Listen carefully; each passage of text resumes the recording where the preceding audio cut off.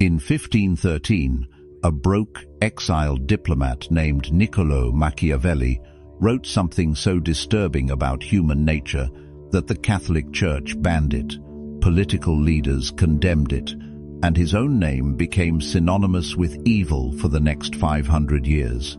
Not because what he wrote was false, but because it was so uncomfortably, undeniably true that it threatened every comfortable illusion people held about loyalty, love, and human goodness. What Machiavelli observed wasn't about politics or princes.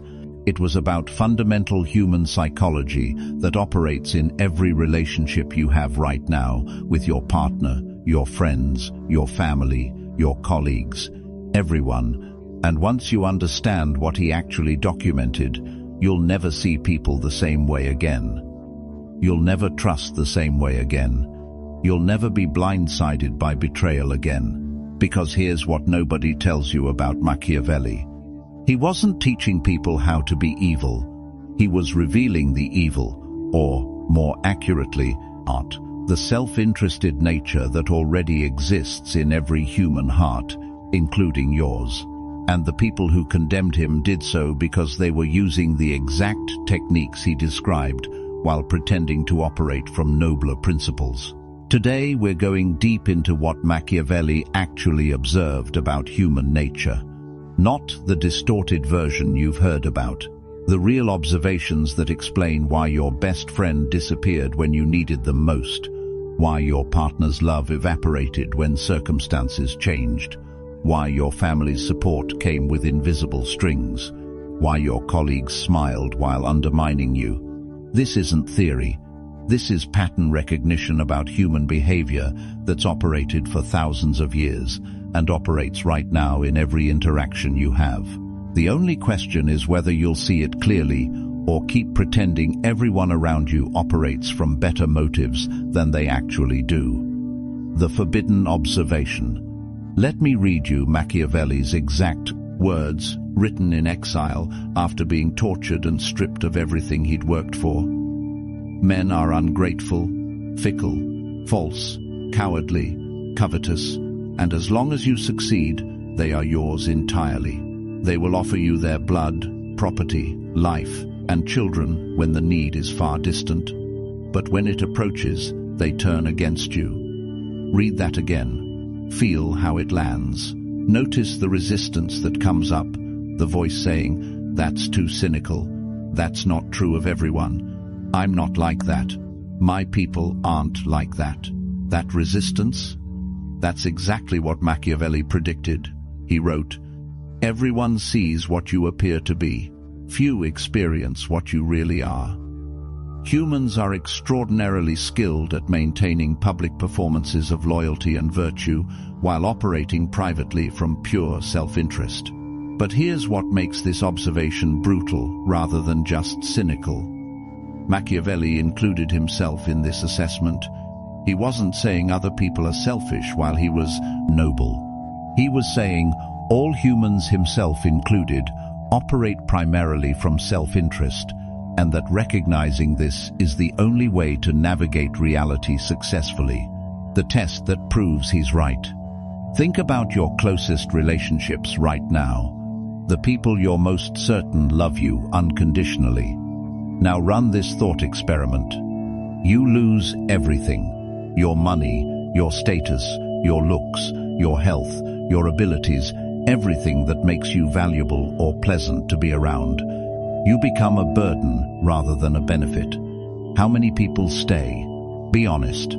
That number, that small, uncomfortable number, is the truth about human loyalty.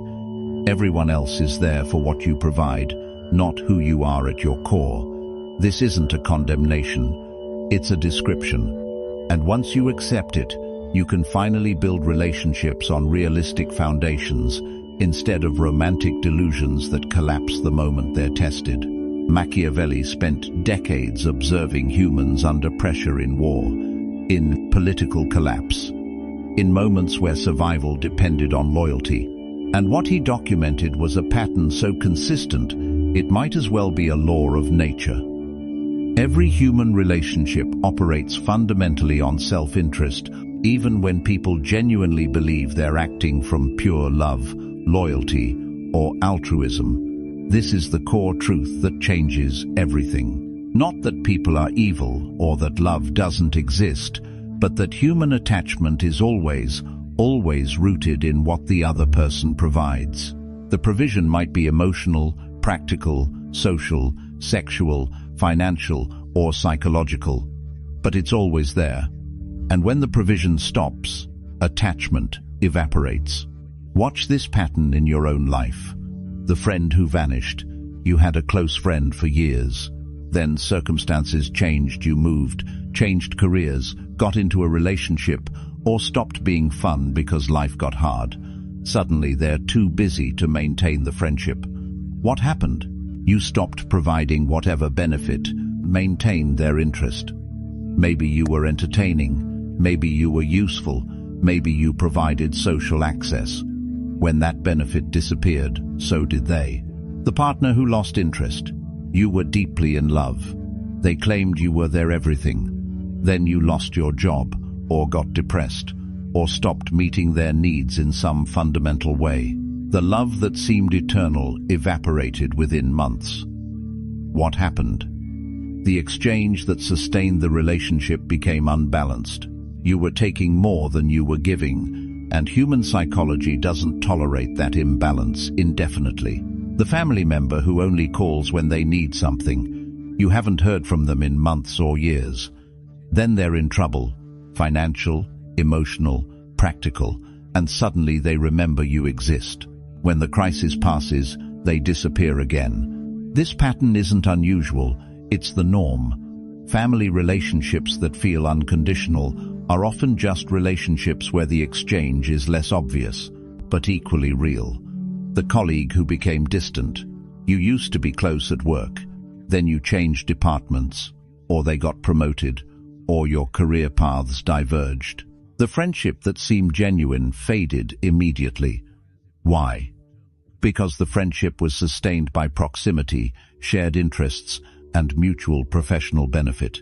Remove those factors, and the relationship had no independent foundation. Machiavelli would look at each of these scenarios and say, "Of course, what did you expect?" He observed that princes who thought their subjects loved them personally were shocked when those same subjects welcomed invading armies that promised better conditions. The love was never about the prince, it was about what the prince provided. Your relationships work the same way. The love isn't about you, it's about what you provide. And the moment you understand this, you stop being hurt by betrayals that were just people acting according to their nature when the exchange stopped benefiting. Now, let's break down the specific mechanisms Machiavelli identified. These are the patterns that operate beneath every human relationship, whether people acknowledge them or not. Truth 1. People stay for benefits, not bonds, Machiavelli wrote. Men love according to their own will, and fear according to the will of the prince. Translation: people's affection is controlled by their own needs and desires, but their respect responds to your strength and enforcement of boundaries. This distinction is crucial. Affection is what people feel when you benefit them. Respect is what people demonstrate when you've proven you won't tolerate poor treatment. Most people confuse the two and wonder why the people who claim to love them most treat them worst. In romantic relationships, your partner doesn't stay because of your history together, because of the bond you've built, or because they made a commitment. They stay because the relationship continues to meet their needs better than available alternatives. The moment this calculation changes when they meet someone who provides what you provide plus something extra, or when you stop providing what made the relationship valuable, the history becomes irrelevant and the bond dissolves. This sounds harsh until you examine your own behavior honestly. You've done the same thing. That friend you drifted from, that ex you lost feelings for, that hobby you abandoned, you stopped because the cost exceeded the benefit. You weren't evil, you were human. Everyone operates this way. The only question is whether you'll admit it or keep pretending your affections are purer than everyone else's. In professional relationships, your employer doesn't keep you because they value you as a person or because they're loyal to employees who've served them well. They keep you because replacing you costs more than retaining you in money, time, knowledge loss, or organizational disruption. The moment this calculation inverts, you're gone. This is why long-tenured employees get fired without hesitation when budgets tighten. The years of loyalty, the personal sacrifices, the times you went beyond your job description, none of it matters. When the cost-benefit analysis changes, understanding this prevents the naive devastation of discovering your employer never cared about you personally. In family relationships, even family bonds, which we're taught are unconditional, operate on exchange principles. Parents who provide financial support often receive caregiving in old age. Siblings who were close as children drift apart when their lives diverge. Family members who take more than they give find themselves gradually excluded from family functions. The exchange might be less transactional than workplace relationships, but it's still exchange. And family members who violate the implicit bargain, who take without giving, who cause more problems than they solve, who demand support without providing, it eventually find themselves on the outside regardless of blood ties. Machiavelli's insight. Once you accept that all relationships are exchanges, you can stop being hurt by people acting according to the natural laws of exchange. Your focus shifts from, "Why did they betray me?" to, "What exchange sustained this relationship?" and "What changed?" Truth 2. People test your boundaries constantly. Here's where Machiavelli gets really practical. He wrote, "Men never do good unless necessity drives them to it." His observation: humans instinctively test boundaries to determine what they can get away with. When they encounter firm resistance, they respect the boundary and the person enforcing it. When they encounter weak resistance or no resistance, they push further. This isn't conscious malice in most cases, it's unconscious behavioral economics. Humans are wired to conserve energy and maximize benefit, which means they naturally gravitate toward taking more and giving less until they encounter consequences that make this strategy unprofitable. Watch this pattern in your relationships. The friend who always cancels plans at the last minute. They're testing whether you'll enforce consequences or just accept it. If you keep forgiving with no cost to them, they've learned they can disrespect your time without penalty. Why would they stop? You're teaching them that your boundaries are negotiable. The partner who speaks disrespectfully to you, they're testing whether you'll tolerate it or establish it as unacceptable. If you argue but ultimately accept the behavior, you've taught them that disrespect works.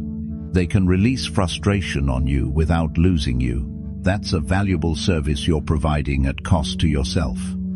The colleague who takes credit for your work, they're testing whether you'll challenge them or let it slide. If you let it slide once, they've learned they can benefit from your work without sharing the rewards. Rational self-interest says, do it, again. The family member who only contacts you when they need something, they're testing whether you'll maintain the relationship despite the imbalance. If you keep giving without requiring reciprocity, you've taught them that unbalanced taking is acceptable in this relationship. The mechanism Machiavelli identified. Humans respect boundaries that are enforced, not boundaries that are stated. You can tell people all day what you will and won't accept. What matters is what you actually tolerate when they test those boundaries. This is why the person who's always accommodating, always forgiving, always understanding, gets treated worse over time, not better. They've trained everyone around them that poor treatment carries no consequences. Meanwhile, the person who enforces clear boundaries, who will walk away, who will create consequences, who means what they say, gets treated with consistent respect. Machiavelli wrote that it's better to be feared than loved, because fear is based on consequences that don't depend on the other person's feelings or circumstances. They might stop loving you when it's convenient. They won't stop respecting your boundaries as long as violating them costs more than it benefits. The uncomfortable application: every relationship where you feel disrespected or taken advantage of, you're actually allowing. You're teaching people through your actions that they can treat you that way without losing access to you. The moment you enforce real consequences, reducing contact, withdrawing support, ending the relationship, behavior changes immediately or the person leaves. Either way, you win by no longer tolerating poor treatment. Truth 3. Attraction dies without strategic distance. Machiavelli understood something about power that applies directly to personal relationships. Complete accessibility destroys value, and total transparency eliminates intrigue. He advised princes to maintain elements of mystery, to be somewhat unpredictable, and to never be completely available or completely knowable. In modern relationships, this principle operates ruthlessly. The person who becomes completely available, completely transparent, and completely merged into another's life stops being a separate entity worth pursuing and becomes a utility to be accessed. In romantic relationships, this is why relationships often die after the moving in together phase. Not because proximity is inherently bad, but because many people respond to increased proximity by eliminating all independence, sharing everything, being available constantly, and merging their entire life into the relationship. What happens? The mystery evaporates. The person who was once intriguing becomes completely known. The person who was once pursued becomes always available. The separate individual becomes an extension, and extensions aren't attractive, they're utilities. Watch how this manifests. Early in relationships, you both have full lives. You have friends, hobbies, goals, and time apart. You share selectively. You maintain some mystery. The relationship is exciting because you're two complete people choosing to share time together. Then you get serious. You drop your friends. You abandon your hobbies. You share everything. You're available 24/7. You have no life outside the relationship.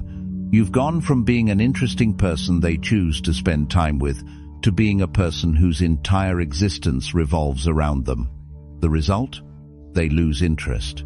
Not because they're shallow or cruel, but because you've eliminated what made you attractive. The sense that you're a complete person with a full life who chooses to include them, not someone who needs them to have a life. Machiavelli observed that the prince who granted audiences to anyone who asked became less respected than the prince whose time was valuable and scarce. In relationships, the person who's always available becomes taken for granted.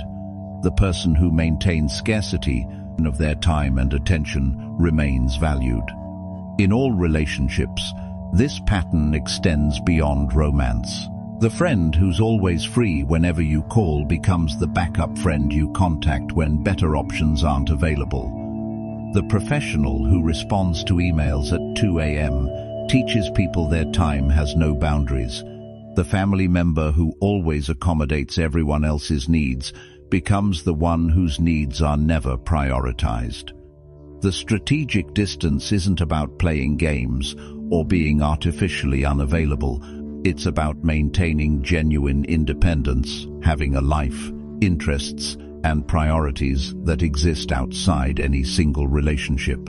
This makes you interesting because you're not just a reflection of the other person. You're a separate entity worth engaging with. Machiavelli would recognize this as basic power dynamics. The person who needs nothing from the relationship has all the power. The person who's desperate for the relationship has none. By maintaining independence, emotional, social, practical, you avoid desperate dependence that makes you unattractive and guarantees poor treatment. The respect mechanism. Now we reach Machiavelli's most famous and most misunderstood observation. It is better to be feared than loved. if you cannot be both. Everyone focuses on feared and misses the actual insight. Let me give you his full reasoning. Love is preserved by the link of obligation, which, owing to the baseness of men, is broken at every opportunity for their advantage. But fear is maintained by a dread of punishment, which never fails. Translation: people's affection for you depends on you continuing to benefit them, which makes it fragile and contingent on circumstances. But people's respect for your boundaries is reliable because it's based on consistent consequences that don't fluctuate with their feelings or situations. This isn't about making people afraid of you through threats or intimidation. It's about understanding that respect based on enforced boundaries is more stable than affection based on benefits you provide. The practical distinction: the person everyone loves but doesn't respect gets walked over constantly. People enjoy their company but don't take them seriously. They cancel on them without guilt. They ask for favors without reciprocating. They disrespect boundaries because there are no consequences. The person everyone respects, even if they're not universally loved, gets treated well consistently. People might not always want to hang out with them, but they treat them with consideration. They keep commitments. They reciprocate. They respect boundaries because violating them creates consequences. Which would you rather be? In professional contexts, the boss everyone loves because they're nice and accommodating gets the least respect and worst performance from their team. The boss everyone respects because they're fair but firm gets better results, even if they're not as personally liked. In personal relationships, the person who's always forgiving, always understanding, always giving second chances gets treated worse over time. The person who enforces clear boundaries, do that again and I'm done, and actually follows through, gets treated with consistent respect. The mechanism Machiavelli identified: humans respond to incentives. If poor treatment of you carries no cost, expect more poor treatment. If poor treatment carries consistent costs, reduced access, withdrawn support, ended relationships, expect better treatment, or for people to self-select out of your life. Both outcomes benefit you. Either you get better treatment, or you eliminate people who won't treat you well. What doesn't benefit you is tolerating poor treatment indefinitely while hoping people will choose to treat you better out of the goodness of their hearts. Machiavelli knew, hoping people will be better than their nature is a recipe for disappointment. Structuring relationships so their self-interest aligns with treating you well is a recipe for success. The transformation protocol: understanding these truths intellectually accomplishes nothing. Machiavelli didn't write theory, he documented practice gained through bitter experience. So here's how you actually apply these insights to transform your relationships from sources of pain and confusion to sources of strategic benefit. Step 1. The relationship audit. Go through every significant relationship in your life and honestly assess: what benefit does this person receive from me? What benefit do I receive from them? Is the exchange balanced or imbalanced? For imbalanced relationships where you're giving significantly more than you receive, you have 3 options. 1. Reduce your investment to match what you receive. 2. Explicitly renegotiate the exchange to restore balance. 3. End the relationship and redirect that energy to relationships that are reciprocal. Most people refuse to do this audit because the results are uncomfortable. You'll discover that many people you think care about you are simply using you, that many relationships you're heavily invested in aren't reciprocated, that you've been volunteering for exploitation because you bought into fairy tales about unconditional loyalty. Do the audit anyway. Discomfort that leads to clarity is better than comfort that perpetuates exploitation. Step 2. The boundary establishment. For each relationship you're keeping, identify what behavior you will and won't accept. Be specific. Then, and this is crucial, determine exactly what consequences will follow if boundaries are violated. The consequence must be something you're actually willing to enforce. If you do X, I'll be upset. Isn't a consequence, it's just information that people will ignore if upsetting you doesn't cost them anything meaningful. Real consequences look like, if you cancel on me without significant notice one more time, I'm done making plans with you. Then actually follow through. The person who establishes boundaries but doesn't enforce them has established that their boundaries don't matter. Step 3. The independence maintenance. Actively maintain a life outside every relationship. Have friends your partner doesn't share. Have hobbies that don't involve your family. Have professional goals that don't depend on any single colleague's support. This isn't about backup plans or keeping options open for betrayal. It's about remaining a complete person rather than an extension of others. Complete people are attractive and respected. Extensions are taken for granted and eventually discarded. Step 4. The respect optimization. Stop trying to be liked by everyone. Start being respectable. The difference: being liked means accommodating others' preferences, even when they conflict with your own. Being respectable means having clear standards and sticking to them, regardless of whether others approve. Paradoxically, being respectable makes you more liked by people worth knowing, because those people are attracted to strength and clear principles. The people who dislike you for having boundaries weren't worth accommodating anyway. Step 5. The exchange consciousness. Stop pretending your relationships operate on pure love or loyalty. Start consciously managing the exchanges. This doesn't make you manipulative, it makes you realistic. Ask yourself, what value am I providing in this relationship? What value am I receiving? Is this sustainable long-term? What would happen if I stopped providing my side of the exchange? Relationships that survive this analysis are worth investing in. Relationships that don't survive are relationships that were exploiting you anyway. The counter-arguments. At this point, you might be thinking, this is too cynical. This eliminates genuine connection. Not all relationships are transactional, or I'm not like this with people I love. Let me address each. This is too cynical. Cynicism is believing people are worse than they are.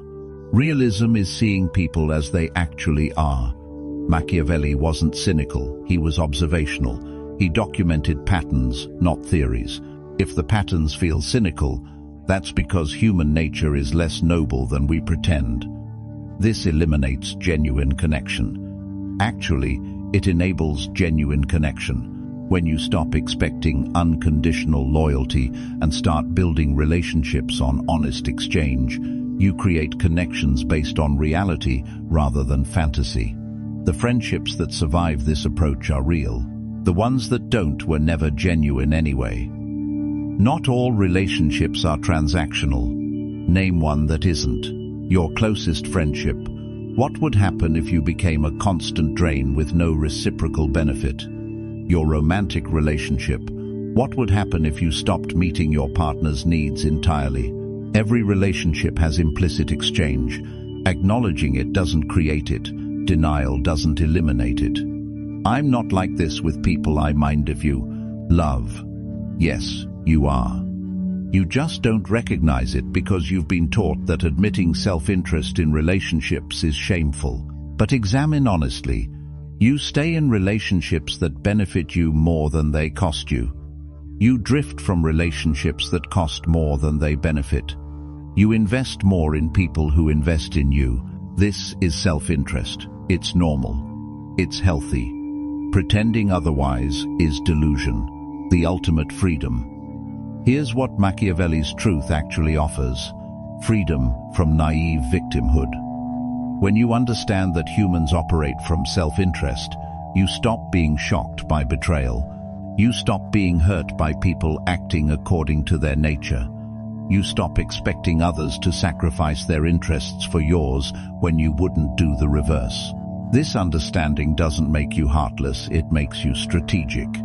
You can still care deeply about people while recognizing that their loyalty has limits determined by circumstances and self-interest. You can still build meaningful relationships while ensuring those relationships serve your interests as much as they serve others. The person who understands human nature can create relationships that last because they're based on sustainable mutual benefit rather than romantic fantasies that collapse under pressure. The person who denies human nature keeps getting blindsided by patterns that were completely predictable to anyone who understood what Machiavelli documented. The choice is yours. Continue believing people operate from nobler motives than they actually do, and keep being surprised when they act according to self-interest. Or accept Machiavelli's observation about human nature and use it to build relationships that actually work because they're based on reality rather than wishful thinking. Machiavelli died broke, in exile, condemned by the same people who were practicing everything he described while pretending to operate from higher principles. His name became an insult. His work was banned. And yet, his observations about human nature have survived for 500 years because they describe reality with uncomfortable accuracy. People are self-interested. Loyalty is conditional. Relationships are exchanges. Boundaries determine respect. Availability destroys attraction. These aren't moral judgments, they're observable patterns that operate whether you acknowledge them or not.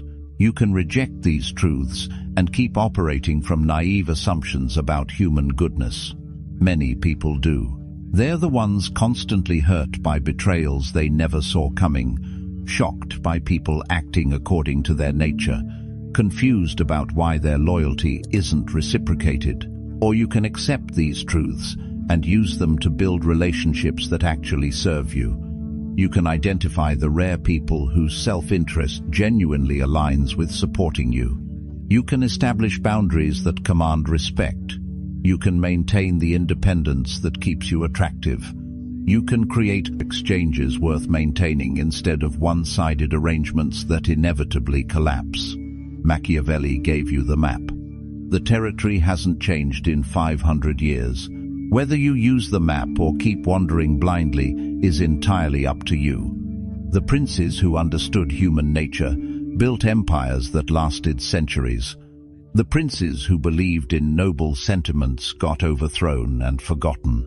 In your life, understanding these principles is the difference between being used and being respected, between being abandoned and being valued, between naive victimhood and strategic success. Welcome to reality.